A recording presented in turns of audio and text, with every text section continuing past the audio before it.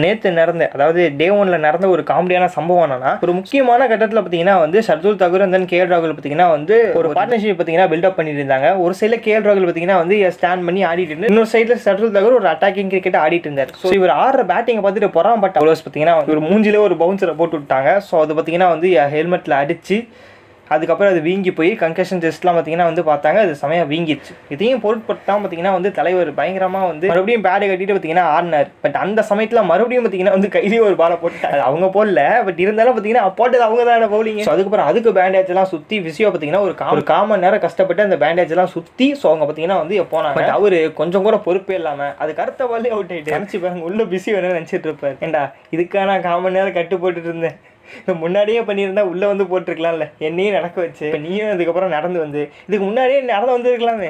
இதை சாக்கா வச்சு 4-5 யாராக ஓட்டி விட்டாங்க.